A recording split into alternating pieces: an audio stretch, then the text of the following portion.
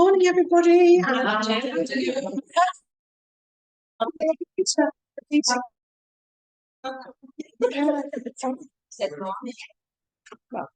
true. It's afternoon. Morning in my mind. Yes, to everybody. Lovely that so many have come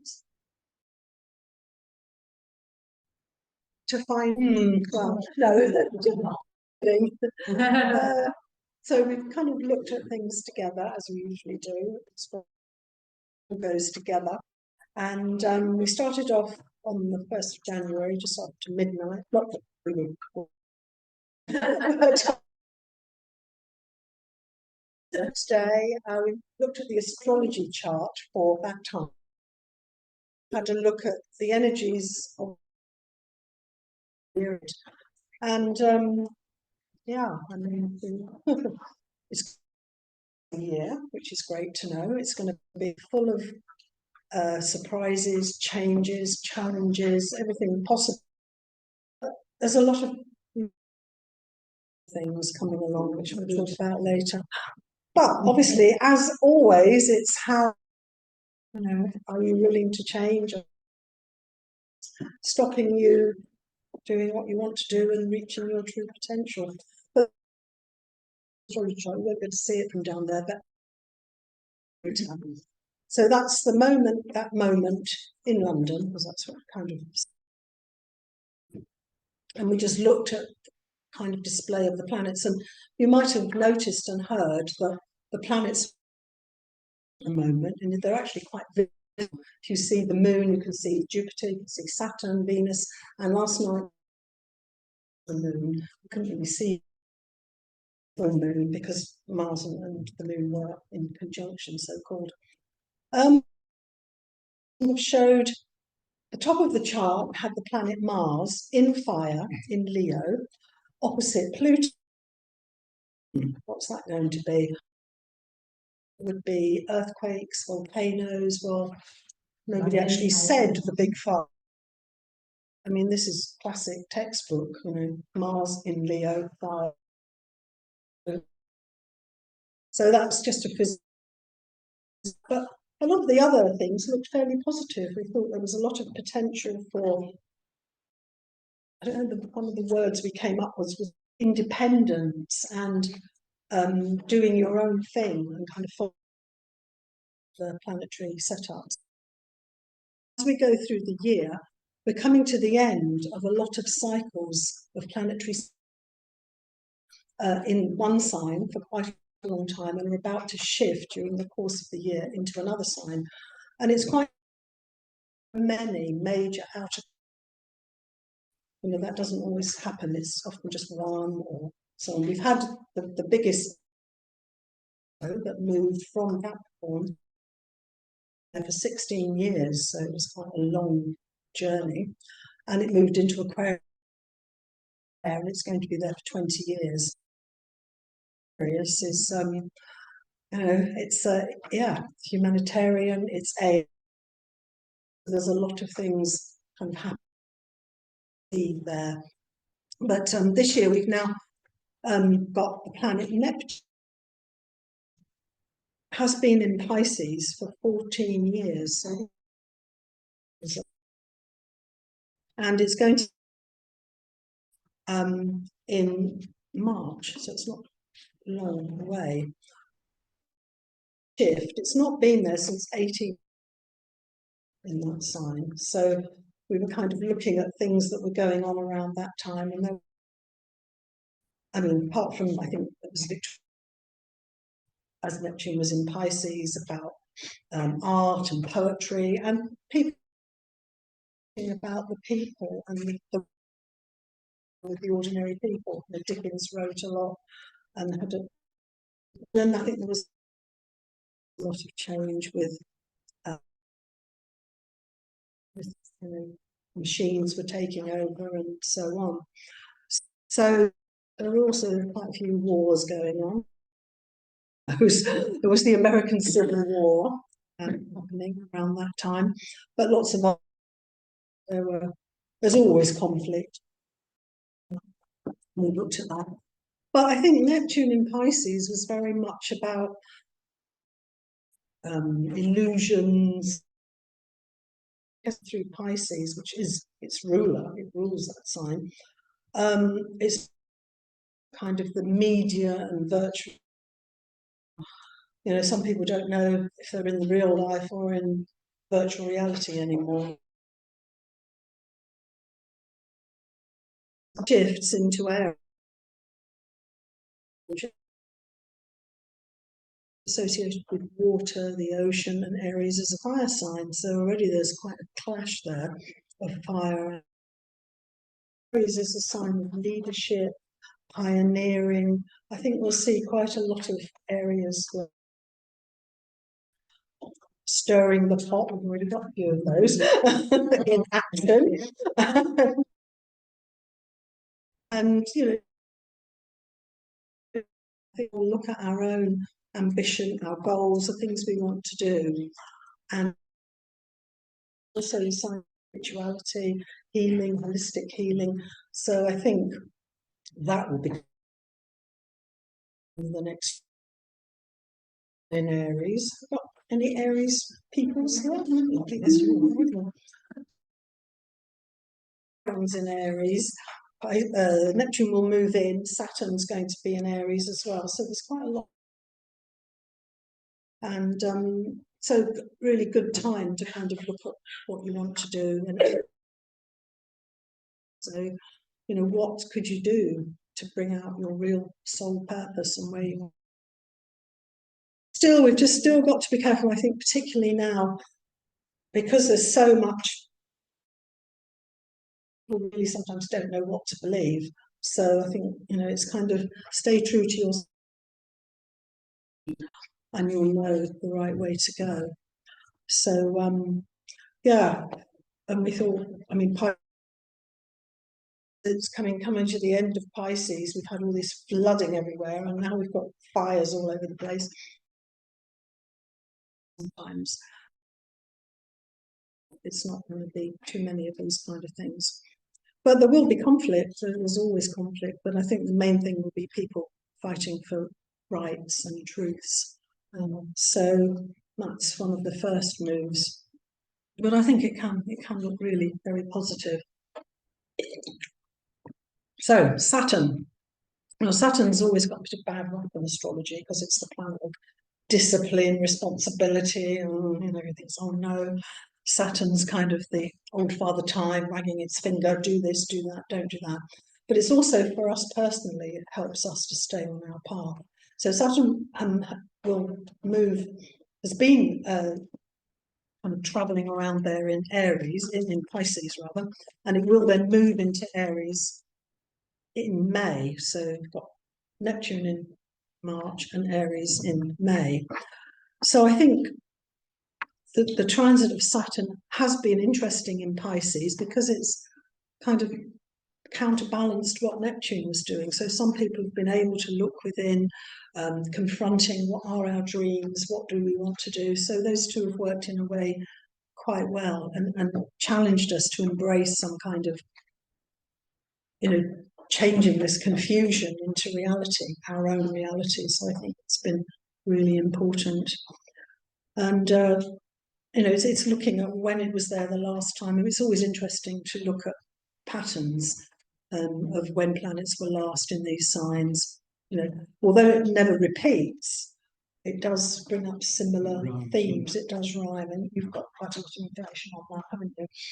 But and everybody's heard of the Saturn. Most people have heard of the Saturn return. When Saturn returns to its position when you were born, every 28 to 30 years, it is a time of reckoning, checking where you are and what's going on. So the last time Saturn was actually in Aries was 1996 to 1999. So that's kind of 30 years ago. And the time before that was 1967 to 69. And the time before that was 1937 to 1940. So, well, yeah, it depends when you were born, but it's mostly kind of the global kind of what's going on. Everybody has their own personal Saturn return, so every 28 or 29 years there'll be some kind of review in your own life where the idea that Saturn gives us is, are you following your soul's purpose? Are you following your heart and all that sort of thing? That's the question. It can be a challenge. It's the same cycle for everybody. It will come back to the position it was when you were born every 28 years. Yeah. So between 28 and 30, for everybody, it's a time of responsibility. Maybe people get married at that time, have their first baby. It's settling down in a house, and then you've got another chance later, nearly 60, and then your next one, if you're lucky enough, when you're 90, coming up to 90, to just be tested again. But to me, this Saturn in Aries is pioneering energy, and it's just going to give us that kind of courage and zest for new beginnings, new things. I mean, Aries is the first sign of the zodiac, so it's almost old cycles are dying and a new cycle is beginning. And I think most of us feel that. Everything is changing, nothing's going to be the same. We're really moving forward now, and it's important to kind of. And I think the thing about Saturn, it helps us, although we might have wonderful ideas. Saturn gives us the ability to manifest them, maybe, and have a solid foundation for things that we want. So that is kind of really, I think, quite important. So what else have we got? Jupiter, which is the opposite to Saturn. Jupiter is kind of looked upon as the largest planet. So where Saturn kind of restricts and holds together, Jupiter is kind of boundless and expands everything it touches. So that Jupiter will move into Cancer on June the 6th. This is a much shorter cycle. Jupiter goes around the whole zodiac in 12 years. So it spends about a year in each sign. So, as that moves through. And it's leaving Gemini. It's been there since last year, May. And I mean, I think, Jupiter expansion, Gemini is all about communication, the mind. And I think we could say, that everything's just taken off in an incredible way, that people want to know more, the internet, the AI, it's just all expanding. It can be very confusing as well, because Gemini is often two sides, isn't it? So I think as it goes... Got a bit confused. Yeah. You said Jupiter was moving into Cancer. Yeah, in and June. then you're talking about Gemini. Is that what it was Yes, in before? yes, yeah, that's right. No worries. And so yes, it will be leaving. It's not now to the middle of the year, but it will be leaving there. And so I think it's kind of better in Cancer. It's what we call it's exalted. It works better in that sign, and it's more sensitive, more feminine. So again, I think because Cancer rules the feminine, family, the feminine side of life, it will be a good position for communities, to help people bring things together, do things, compassion, bring things, on that level. So I really like that, and it also encourages us to connect with what really nourishes us on a personal level. So not media and AI and computers and laptops, as in Gemini, but actually on an inner level, on our heart level. It's really important to connect with that. And really, look at how to stay balanced and use those kind of patterns to help you. So then we've got the planet Uranus. Now, Uranus is the kind of eccentric planet that rules Aquarius, and that's a bigger cycle as well. That's an 84-year cycle to go right around the zodiac, and it will move from Taurus into Gemini on July the 7th. And it's a seven year in each sign, so it spends that kind of time. And we would say, as we looked at all of this, it just seems like yesterday that we talked about Uranus going into Taurus 7 years ago. I think we were still at Rivers Meet then, having our groups. And we said, there's going to be a massive change in finances, and crypto, all of those things came along, agriculture, things like that. And there has been, hasn't there? It's all been about the earth and what we can do to have a better life in that sense. Been lots of other things as well, obviously. But it's interesting that really did bring total changes, agriculture, medicine as well, and the environment, everything came into view there. So going into Gemini, it's kind of, what's that going to bring? You know, it's almost like the disruptor is in a sign of disruption in a way. So there could be more. It's quite confusing, isn't it? I think for people, but just to positive. chip in there with that Yeah. Uranian thing. I mean, Yeah. it's called the awakening It to is the reality. awakening, absolutely. So we've gone through this phase of virtual reality, subjective reality, and objective reality, and so it's kind of wake up to what's real for you, what is your truth, and all this information that's going on. Which is the message from so many of these transits, isn't it? And yeah, I think that's going to be a big kind of theme for all of us. And reading past transits, it is a bit of a conflict. And where Uranus has been in Gemini, there have been kind of conflicts going on in the world. 1941 to 49 was the last one. So, but we don't want to dwell on wars and things. There's always wars, but you know, it's interesting. I think there was a pattern there, and it doesn't repeat, but it is definitely going to shake up how we communicate. I mean, it's already doing that, isn't it? You know, I think so much more. And it is, in a way, a positive thing, the AI, and that, but it's also got a very negative side, you know, which we have to be aware of. And I think there'll be, you know, during this transit, which is 7 years, there will be revolutionary changes in the whole network. There could be more space travel. We're becoming more aware of what's out there, and you know, so I think it really will. But it's very curious and adaptable, and you know, till 2023, we've got the opportunity to kind of look at things differently and not believe everything we're told. You know, actually find out for ourselves, which I think is really important. Christine, is it also about religions to decide what?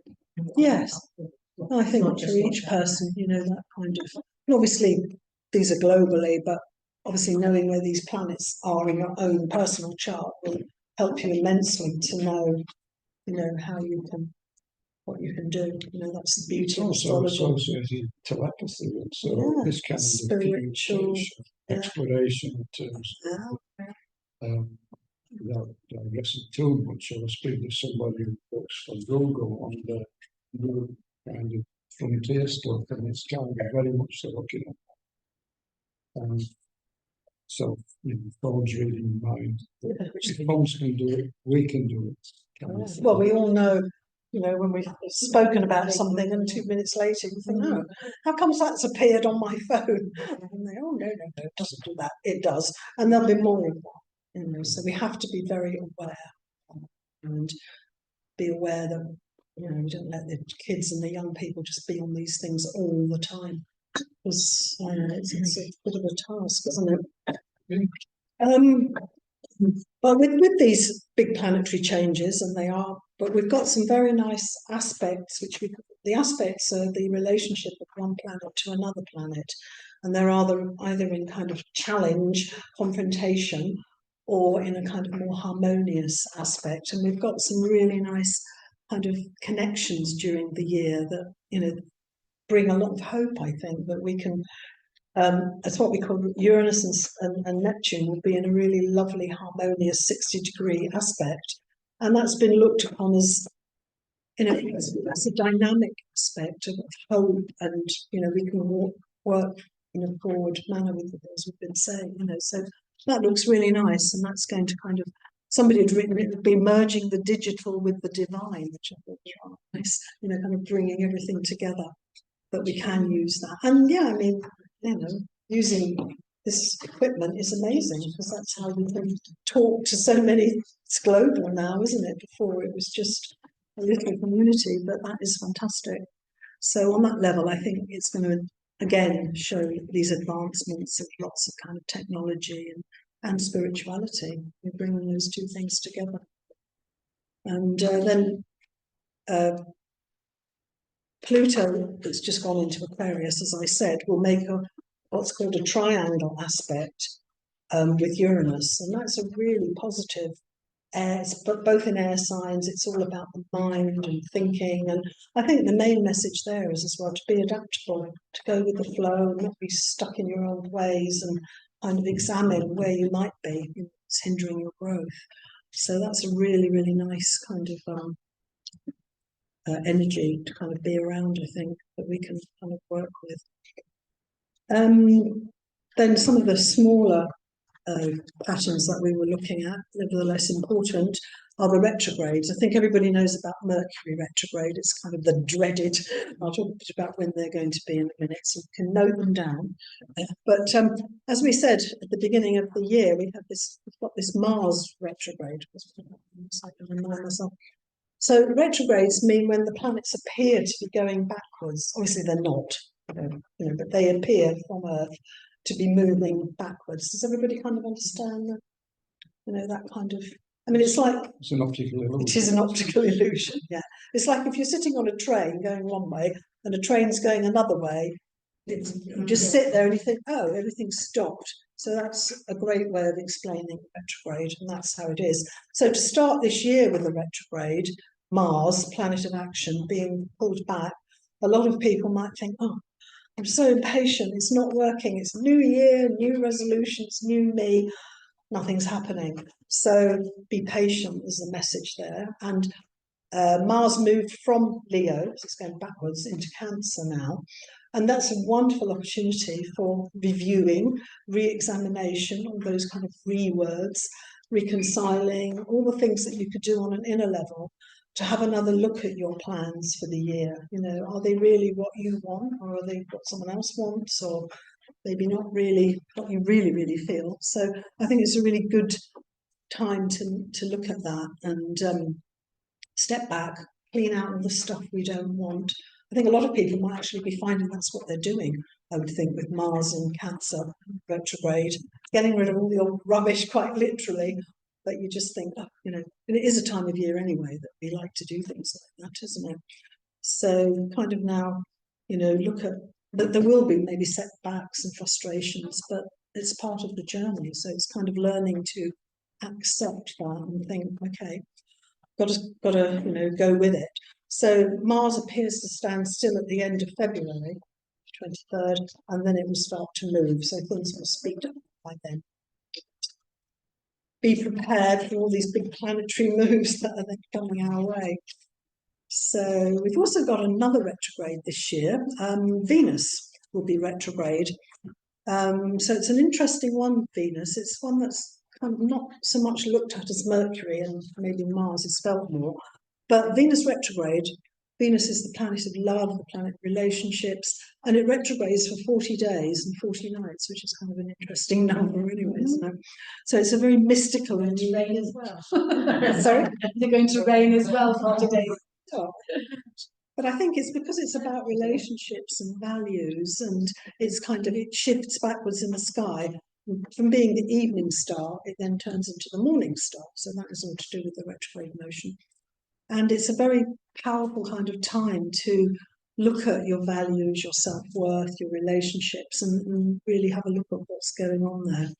And so that begins in Aries again. So Aries features quite a lot this year, as I've said, from March the 1st, and kind of goes direct then finally mid-April. So there's a bit of time there to work with that energy.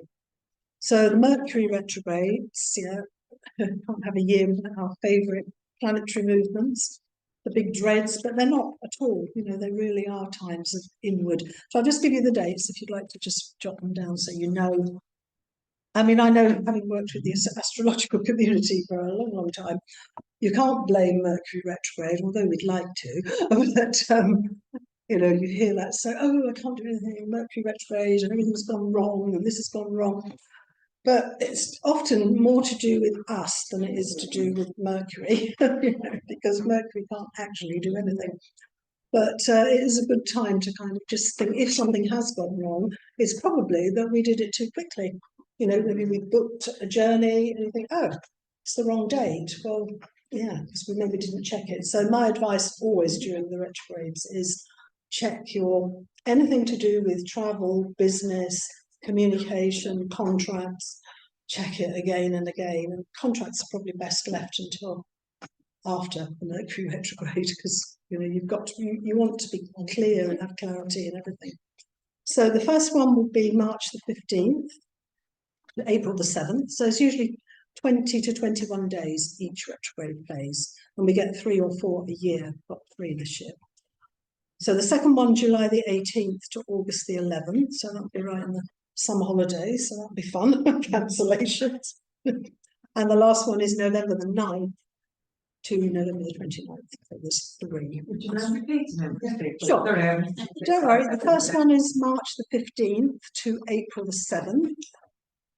For 3 weeks. Then July the 18th to August the 11th. And November the 9th to November the 29th. So yeah, I mean, it's good to just revisit these things, but it's a great time to slow down, relax, go within. Maybe creative projects that have been put on hold could be reviewed and brought back again. So that's kind of the biggest planets. There's one other interesting thing, of course, is we've got the new Chinese New Year happening at the end of this month, 29th of January. We leave the dragon, the wood dragon, and we move to the wood snake. So it'll be the year of the snake. I don't know if any people know their sign, their Chinese astrology sign. Maybe some people do.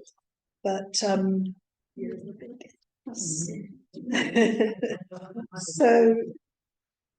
the wood snake will begin on 29th of January.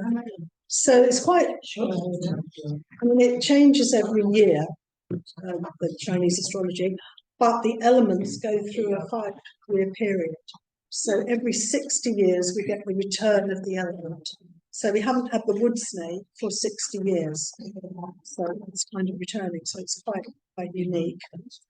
The snake's known for wisdom, transformative energy. Obviously, it sheds its skin. So great energy, again, in line with some of these other things, to shed the skin and start again and transform. So the Chinese zodiac, the snake, occupies the 6th position on the wheel. So it's wisdom, patience, and mystery, which I think is a lovely kind of way of putting it. Yeah, personal growth and the continuous process of renewal is possible during snake years. And wood is growth, creativity, flexibility, and passion. So really, I think, it's adaptability and innovative thinking that would be really prominent. And it's not only if you are a wood snake, but obviously if anyone's nearly 60, then they are. Oh yeah, well, it's your year. And also, coupling up with Western astrology, it's also the Jupiter return year. So every 12 years. So when it's your Chinese astrology sign repeating, it's also your Jupiter return. So it's looked upon as a very positive year. But like everything, it depends what you do with it. And, I'm sure you'll do very wise and wonderful things. Yeah, so that's quite nice. well, I'll have a look at your skin when you come next time. Yeah. Yeah, so that's from that point of view. I think ideal time for self-reflection, and again, as with a lot of these other movements, check in how you're doing your journey, following your soul purpose and moving with that. So that's pretty much all it is, I think, on the main things. We can always have a little bit of questions and so on later. But maybe you'd like to add some numerology now to all of that. I'm looking at the 2025 in terms of numerology, and there is a strong correlation between astrology and numbers. Each planet has a frequency, and every frequency can be reduced to numbers, and the ancients did that. So every planet has got a number. So in the chart of the year that Christine was shown, the most prominent planet is Mars. It's the one that occupies the high point in the chart. And coincidentally, 2025 adds up to 9. So you add 2 and 5 together, it comes to 9. And 9 is the number of Mars. So The number of the year is going to be Mars, and Mars is about, everything that we know, it's about drive, self-assertion, change. Everything changes when Mars comes along, the status quo gets thrown. And if we want to go along with it, a lot of people resist change and fight against it, and that would be a difficult year. So the idea is to go along with it, but go along with it in ways that align with your Mars in your own chart. So it's like find out where that is, what the universe is kind of pointing you towards, and kind of go with that. So that's the general theme of the year 2025, which is now change and drive. But then the particular change and drive, what's that going to be? Well, the final digit gives you an idea. So that's 5. And 5 is the number of Mercury. And if you think of mythology, Mercury's got like wings on his seals and travels to everywhere. The symbolism of that is Mercury's about freedom. So Mercury needs to be free emotionally, free mentally, freedom of travel, freedom of speech, all these things. So the focus of the change, everybody wants freedom this year. We're feeling restricted. We can see that coming. You don't need numerology or astrology to tell you what the theme of the year is going to be. Everyone, yeah. So, and then there's this decade as well, which we have to look at. So, the particular focus of the year is 5, which is freedom. There's change coming. Mars is going to push towards that. Mars brings conflict because there's always somebody who doesn't want the system, the status quo to change, and that's always the case. They want to protect things. So that's kind of the background, but there's this decade also has a theme. So there's an even more subliminal theme to the decade, which if you look at the 2020s, everything did change. And 2020 is 4, it adds up to 4. So it's a decade. For anybody who's got a 4, then this is your decade. If anybody's got a 5 as their ruling number, then focus for you is freedom anyway, and it's aligning, what makes you feel joyful. And anybody who's got 9 on there, I should really, I don't know these along, so maybe I'll hand these out in a second. But the theme of the decade is Uranian. So we talked about moving into Gemini. So the Uranian theme of the decade is expect the unexpected. It's the awakening to reality. So it's a very spiritual decade, full of surprises. So I think we've had a few already, but there'll be a few more to come. So and then the decades have so individually we have a 9-year cycle according to Pythagoras system. So the theme in your own particular life kind of rhymes every 9 years. You review it, you start again, and on and on. So time is not linear; it spirals. I think Winston Churchill once said that if you want to know the future, study the past, because the themes repeat, and repeat in the 19th cycle socially. So each community. So I'm going to look at them a little bit. But just to give you an idea of how closely numbers and astrology relate, so I've got that little bag. Just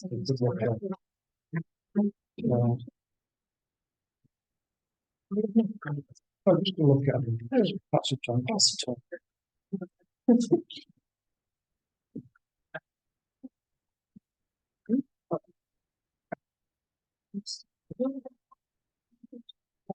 Yeah, just maybe share the afternoon.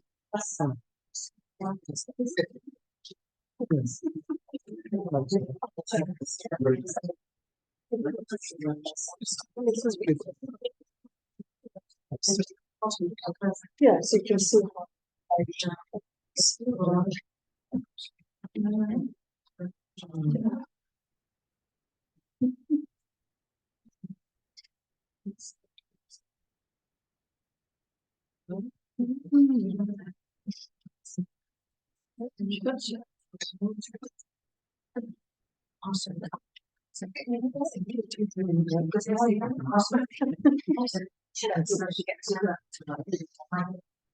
If anybody wants to ask at the end any details, just ask me later. But just an idea that number 9 and Mars go together.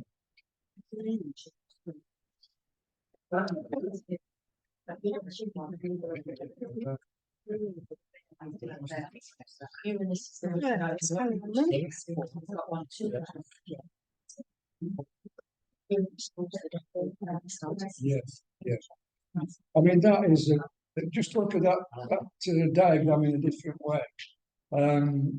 Pythagoras came up with it, and it's kind of a magic square because every number, every line, every diagonal adds up to either 3, 6, or 9. And I think it was Tesla who sort of said that if you want to understand yourself in relation to the cosmic energies, look at 3, 6, and 9. Well, you see that the top row, 3, 6, and 9, they're all to do with the mind plane, which, you know, whatever you focus your thoughts on and intentions on, it will filter down to manifest. So it will come through the etheric realm, your emotional body, and then eventually it'll turn into action. So I think what they're getting at there is your thoughts have got power, and it's being reflected about that. And it starts with number 9, which is Mars. So we've got this Mars here. It's all about careful, don't get drawn into all the chaos and confusion, and stay centered. And 5 Mercury is the only number that's in touch with all the other numbers. So that's why it's got this mythological side to it, that it takes you to the highest and to the lowest levels. And the other thing why I've put on the bottom row, physical and spiritual, is because they saw 1, 4, and 7 as the most spiritual planets. You might think, what's Neptune doing on the bottom line of physical? Well, it's bringing, in its highest expression, its spiritual beliefs and ideals need to manifest. It's no good in just staying in your mind. You have to walk and talk with them. So that's why they're there. And that's what he said anyway. That's how he talked, as far as we know, because it was never documented, all word of mouth passed on. So if you mull that over, there's a lot of some mandala. Yeah, so it will reveal a lot of stuff to you about yourself. So I wanted to touch on this 90-year cycle. But before I do, just about the millennium. So other things changed in a massive way in year 2000. So there's a 1,000-year, we've just had 1,000, should I say, and whatever. I think England changed in 1066, everything changed. So a lot of children since 2000 have been born without a 1 in their birth chart. So any child who was born, say, on the 2nd of February 2002, the only numbers they've got in their birth chart are 2s.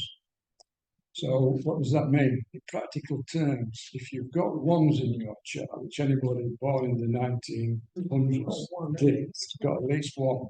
Yeah. If you look on this chart, it's about, but it's about verbal expression and a strong ego. So children born without 1s in a chart haven't got a strong ego, so they need kind of very emotional, very, like when they're young, they're like sponges, they just absorb whatever's around them without necessarily filtering it out. So it's a blessing, and it could be a difficulty because these are very spiritual kids coming in. So without the right kind of support and guidance, they could absorb what's in their environment, really, just reflect it. So that was a massive change that came in the year 2000.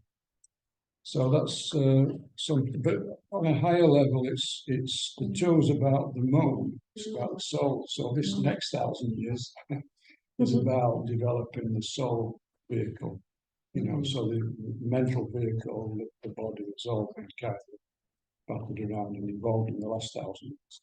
And now it's kind of the soul evolution, the intuitive, telepathic, all these things now take off. So I wanted to talk about this 90-year cycle because we can get an idea of what's coming from what's gone before. So the 2020s, if you think in terms of the add up to 4, which is the unexpected, it's the awakening to reality in terms of their own centre and their own path. What happened 90 years ago? And so the 1930s, they add up to 4. 1 + 9 + 3, 13, 4. The 90 year before that was 1840s. Then it was 1750s, 1660s, and 1570s. So I just went through the history book and had a look at what was happening.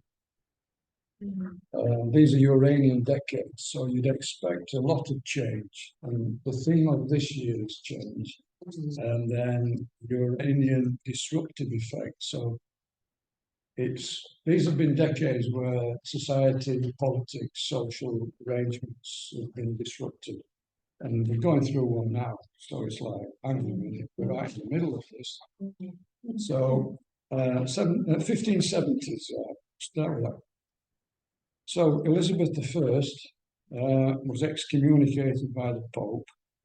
England went its own way in more ways than one. She decided that she wanted an empire of her own. And so we went off exploring the world. The Royal Exchange was opened in London. It later developed into the City of London and the centre of global finance. So that all started in the 1570s. 1660s, well, that was a very cold decade. Right now. Yeah, right now. There was low sunspots activity right now. It was the start of a mini ice age. Crops failed. In 1665, there was the Black Death. In 1666, the Great Fire of London. And because there were so many animals and people died, CO2 levels dropped dangerously low. So if you think CO2 is a global sort of gas in the global warming gas, greenhouse gas, they dropped dangerously low. So that exacerbated, plants needs carbon dioxide. There were less growth, and it was a vicious spiral. So there was kind of mass extinctions of animals. Does anybody know what the minimum level of carbon dioxide is for humans to live? Net zero can't work because we'd all be dead before it gets there. It's 0.028%. Right. And at the moment it's 0.04. Yeah. So it's gone up 50% in 200 years, but it's still a minute amount. So 1750s, the Industrial Revolution came just in time. So human beings started burning coal and oil and gas, and the industry took off, and the vegetation recovered, CO2 levels started to go. And we're still not back to the levels in the 1300s, but it is rising, so that's quite good. It was a pioneering decade, the 1750s. Many English emigrated to America because we sort of kind of conquered it. It was English America and French America.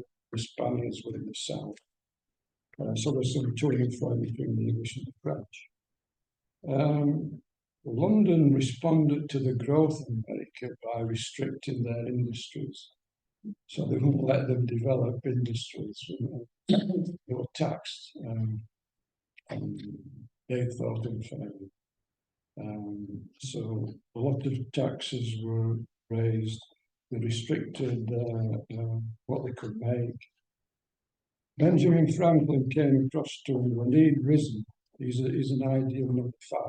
ruling number 5. If you want to understand, if you're ruling number 5, look up Benjamin Franklin, because he made money publishing, writing. He was a great orator, inventor. He invented the lightning rod. He took static electricity out of the air. All kinds of fun. An amazing person. Anyway, he came to London to negotiate with the Lords to say, it's unfair what we're doing. And they sent him away with the fleas here, which was a big mistake, because he went away and he organised what became as the Declaration of Independence about 15 years later. So he more or less single-handedly defeated the British Empire. So the 1840s, so the Industrial Revolution reached a peak, and politicians started to say, well, all these people getting killed in mines, factories. So it was a decade of reforming. And tied in with the Neptune, didn't it? Yeah. Talked about earlier. So it was about health and safety at work and that kind of thing.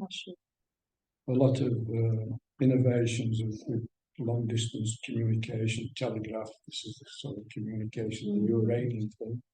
Breakthroughs in telegraphy. Railways, travel, it's another thing. And then the other big thing was, well, apart from the potato crops failing, there were a great famine in Ireland. The English started to have designs on China and then created the Opium Wars. So that was we've had to pay the karma of that back, I think. We're maybe paying that back. And Karl Marx published the Communist Manifesto, which then there were no Communist Party, but it's influenced, it's probably the most influential piece of political writing that there's been. That was the 1840s, so a massive change in how we looked at politics and industry and everything. So we come forward 90 years to the 1930s. So that's in recent history, so we've all been taught that at school. Stock markets crashed, hyperinflation. The New Deal in America, I think it was Roosevelt, came up with all kinds of ways to revive the economy. The Dust Bowl, half of America blew away with monoculture, concern about the environment, concern again. The rise of right-wing populist politics in Europe, Hitler rose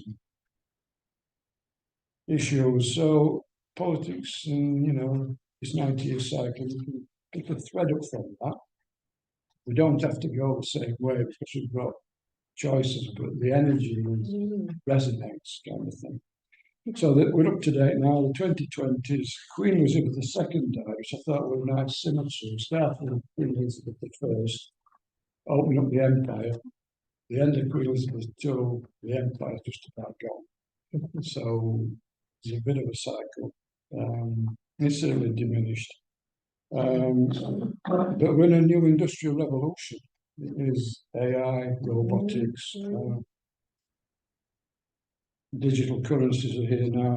There's this division between, fiat and digital, what's real and what's not real.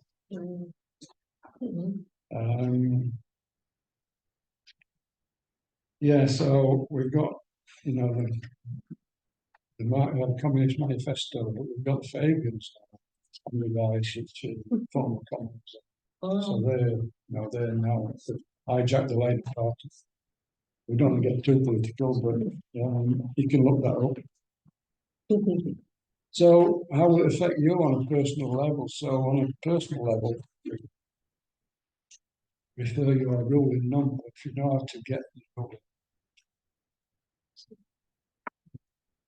Just add the numbers up in your birth date and reduce them to a single digit. And then that will give you the ruling number. If anybody wants to ask later about how to get you on, that's fine. So,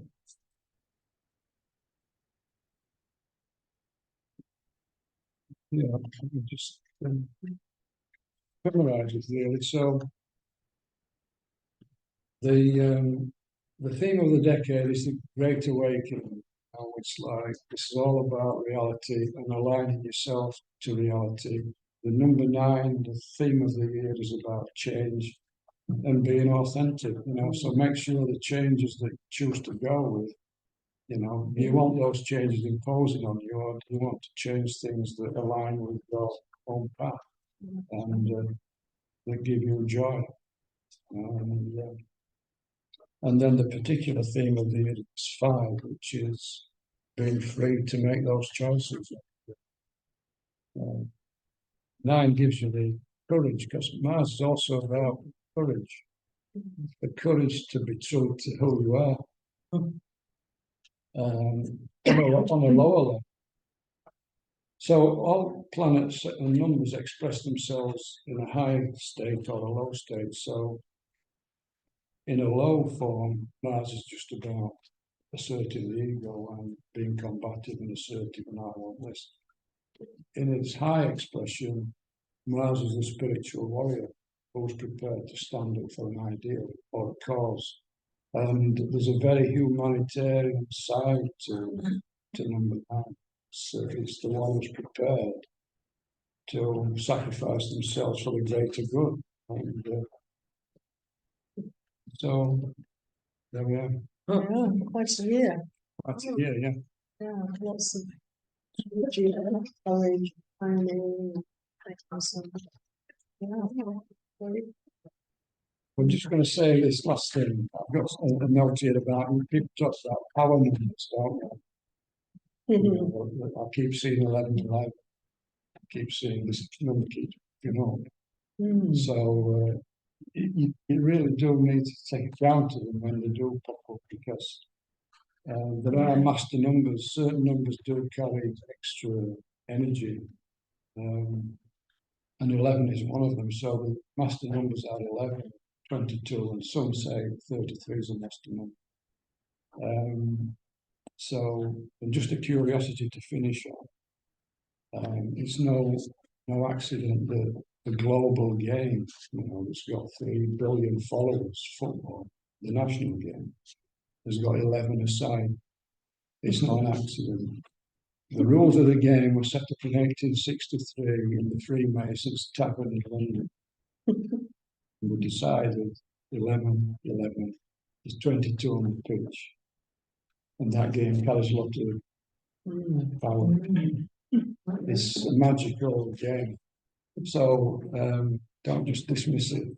The play on a sacred It's got a lot, geometry. millions, billions transfixed with it, making a lot of money. The size of the pitch. The size of the pitch, the square in the circle, the ball, and the goals. Yeah, It's all very mystical, and it dates back to the Mayans, and it's through China, and it arrived in London in 1863. it's one of these trends, isn't it? And it's part of the transit, yeah. Yeah, so it's Is it based on the golden section? The football pitch? Yeah. I've never thought about it, but Yeah, she's good. if you think about it, it's sacred geometry on the pitch, and the dimensions are. And that's my friend's granddaughter, born on the 18th of September. And I read at the time it was a significant date. I don't know why. Because it's 2-9. 1 and 8 is 9 and 9. Yeah. I don't know because that's all. Well, you see, if you remember, I don't know if it's still true, but if you dial 999, it's emergency. Everybody is alert. Mars. Yeah, because it is hard. The furthest round the dial, you have to go to it. Well, there's that as well. But Yeah. Yeah. No, I didn't know why. Yeah, because it's the numbers, the power of the numbers. Is it? Oh, okay. It's a powerful number. So if it's in triplicate, that's why, if you're a civil servant, you don't think you're triplicate. One for the mind, one for the emotions, one for the physical expression. Yeah. So that's why football is so mesmerising. Yes. Yeah. It's hypnotic. It's hypnotic. They can't help it. Yeah, well, no, if you sit somebody, I mean, the girls are watching it a lot. It doesn't matter the sex, we're watching it, boy or girl or whatever. It doesn't matter. If you sit one in front of the TV football on to an early enough age, That'd be a football fan. Don't matter. Well, it wasn't on the telly when I was a girl. No, you want to see Certainly not with women You playing. escape. That's a relatively new thing. Can I ask another question? Yeah, let's have some I, from my birth date and birth year, I was 8, 7/11/2024. 7/11/2025 will be a 9. When does that start coming to interest? Because I have my birthday in November, so we're only, what, 3 months in?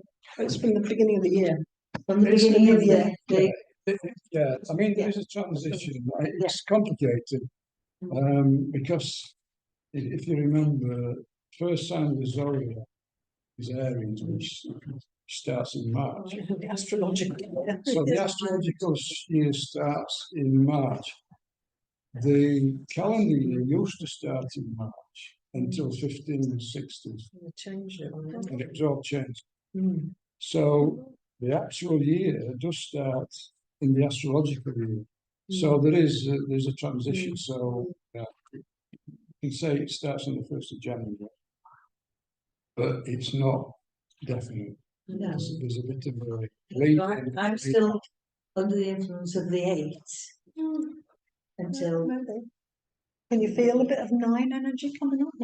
yes, a little Good, bit, good. I think. Yeah. Yeah. Spread. I just There's a wondered if bit it of was overlap, yeah, you sort of ease your way into it. Then there's the high point of your year where it's all that. And then it starts to fade and the next one comes. yeah, well, possible, yes. Yeah. The high ones that will be my actual birthday, 7/11/2025, will that be, that's 9, definitely 9. Then it can start moving into Yeah. 1 again. Yeah. And 8 is an interesting number because when you turn, I mean, a lot of power words because numerology not only relates to astrology, it relates to words. So A equals 1, B equals 2. Every word carries an energy. And then when you look at 8, it's a sacred number to China. 888 is the number. Well, if you turn 8 on its side, it's infinity. So once you've mastered the lessons of 8, you've got infinite consciousness, if you like, or cosmic consciousness.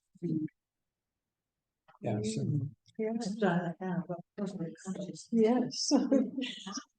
well, yeah, but you've got to turn yourself on its side. Yeah. So in other words, you've got to turn your perspective because we have to kind of earn it by some kind of. Somebody once told me that my lucky number was 8. I don't know why. This person said that, but that's the and I went off and I found myself silver 8. I know that Two. But I've got one somewhere. But you're Scorpio. I'm a So that's a number 8. isn't it? Yes, I know. I've got 8 Yeah. everywhere. So Let's see now. Has anybody got any other questions or clarity on? It's going on in the 12th house. Oh, a lot of unconscious stuff working away there. Yeah. So, Why was Aquarius an 8 handle? yes. Yeah, it's got co-rulers. So Saturn is a co-ruler What was the original? of Capricorn and Aquarius. But as we've moved into this new age, Uranus is the ruler of Aquarius on its own because they're both used to. The ancients didn't have Uranus or Neptune or Pluto. They couldn't see. So they've got co-rulers. So does Pisces.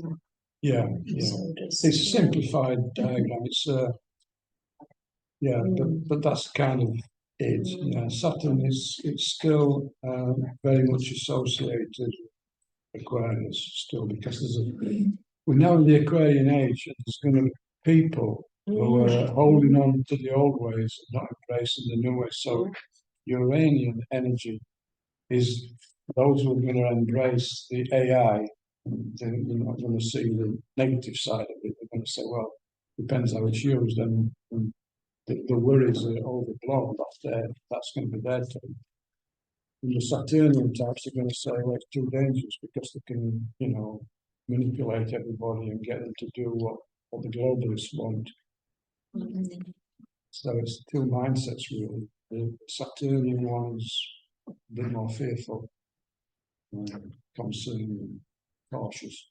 The Uranian one says, so what? You can't control me. I'm a rebel. Yeah, I've got a few rebels at the moment. No. There's a Pluto is on there, it's a circle that's holding the square. It's a zero. Pluto is considered to be such transformative change that you can't pin it down. It's like totally new. It's like total transformation. Whereas everything else is, although Uranus has that unexpected shock, it's not totally upsetting that occur. Whereas Pluto is the beginning of a new level of consciousness that will gateway to something. Yeah. It's still really cold, and even though it's warmer. Yeah. And one of the main things I suggest to people at this time of year is don't, and right through sort of from the beginning of November, beginning of November through to the end of January. February 1st, go into pagan spring, which is lovely. And of course, we don't really acknowledge that as spring anymore because the media suggests that spring is the spring equinox around the 21st of March, but it's not. You can see all the snowdrops coming up around February 1st, and just all those new signs of life. The birds seem to start to sing louder. There's a bit more light, and I'm quite sure the pagans and the druids had it all in that. And so, while it's so cold and dark, literally your body fluids are more sluggish. We're ruled by the kidneys in the Chinese 5 elements medicine at this time of year, and that's your water organ, your kidneys and your bladder, and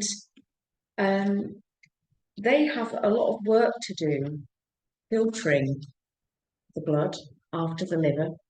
You're sorting out all your electrolytes and balancing the blood.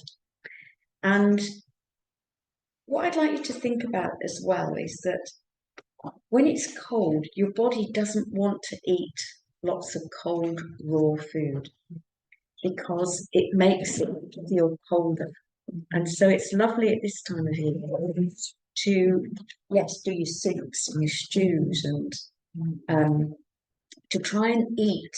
And I'm absolutely rubbish at this myself, but to try and eat just before or just as it goes dark, so that your digestion also hasn't got a lot of work to do. And then, you know, sort of fasting until it starts to get light again. So that all of your organs at least have got the light of day and slightly more warmth for them to work in. And in another way of being kind to the body, the spleen in particular that sits on the left side of your abdomen, is the so-called, in Chinese medicine, the mother organ of all the other organs.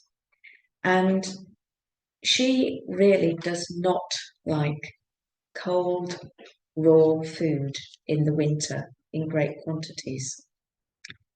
If you give the spleen too much raw, cold food, she will start to feel very damp. And that dampness starts to manifest itself as a mucusiness in the body. So it's something that will promote colds and those kind of symptoms, you know, a lot of mucus in the throat and the respiratory system. And also the kind of dampness that can cause fungal activity. So things like ringworm, athlete's foot, thrush would be more prevalent. And just inflammation, that dampness of inflammation in the body that can cause discomfort. And so one of the things I do suggest to people that they do, in the winter, though, is just keep some sprouts growing on your windowsill, because the great thing is to have a hit of raw each day with your warm food. And sprouts are something that are really lovely for just, you can sprinkle them on your soup, you can sprinkle them on top of your stew. And when you sprout bean sprouts, things like mung beans, green lentils, ajuki beans, alfalfa, even quinoa, what they do is you increase the protein content of the sprouted bean or lentil by 30%. So it becomes much more nourishing to you from a protein perspective. But the B vitamin content can increase up to 1200%. So lovely for nurturing the nervous system, and also for keeping you calm, helping you cope with stress. And of course, they're rich in antioxidants as well, vitamin C particularly, for helping keep your immune system strong. The other thing is that when you start to sprout something, and it's like so lovely in the winter if you're using grains, to soak them before you cook them, because they all start to get the message, we can grow, and they start to produce enzymes that will also help you digest them much more easily. And so getting some raw enzymes in the body through your diet is what helps the spleen pancreas meridian again, because it means that your pancreas doesn't have to produce all of the digestive enzymes. You're not drawing on that bank all the time of enzymes, and so you're providing some of them through what you're eating. So my tip is buy sprouting jar. This one was about £6, I think, when I bought it. And Dr. Alfred Virgil does a couple of lovely sprouters. Now, this has been through maybe 1 or 2 incarnations. The glass jar I've broken and had to replace, but this sort of very used looking old draining lid. So what you do is you soak your sprouts overnight, and then give them a good drain and rinse, drain again, and then I'm going to pop it on here because this has got a bottom tray. When it drains, that's when they'll start to sprout. So just rinse and drain them 2 or 3 times a day, and within only started these, I think, evening before last, and already some of them have got little tails. I've already munched a couple at lunchtime, just as a test. If you want me to pass them around, you can have a bean, please. Please do. You rinse and drain them every day?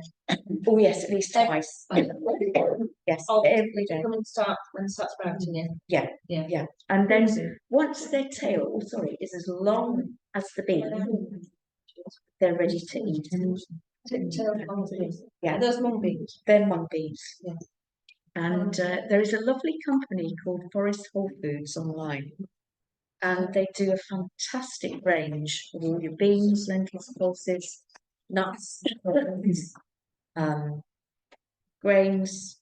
They have such a range of whole foods, and £37.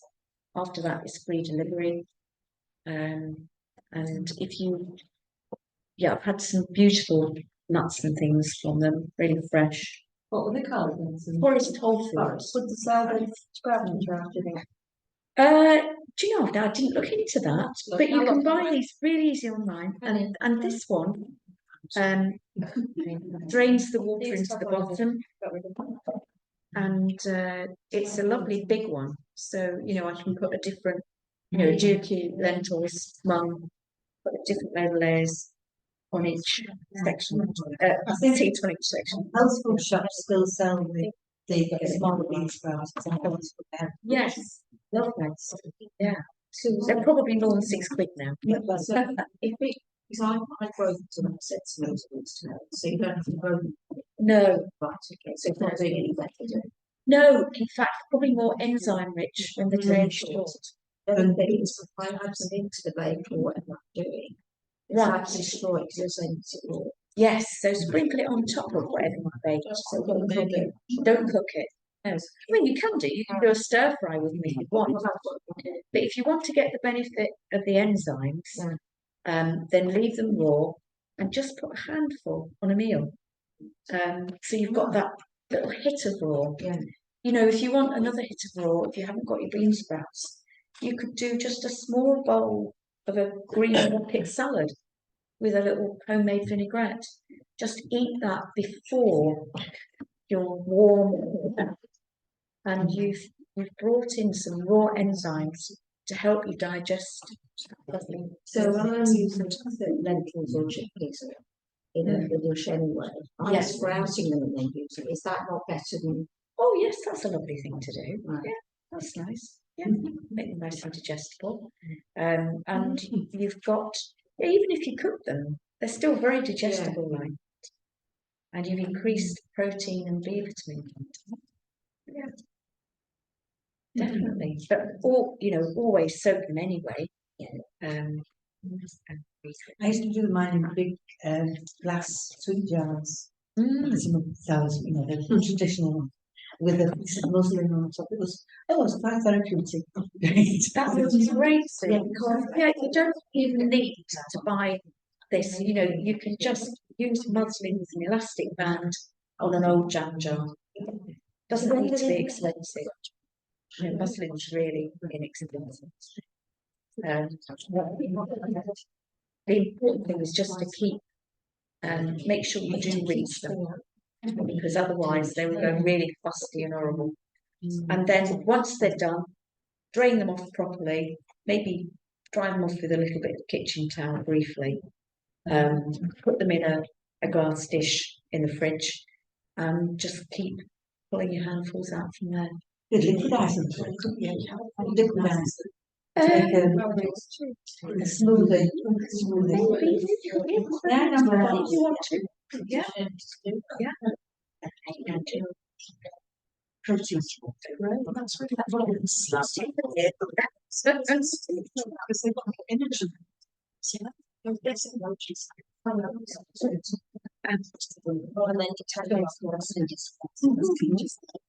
You get a sugar.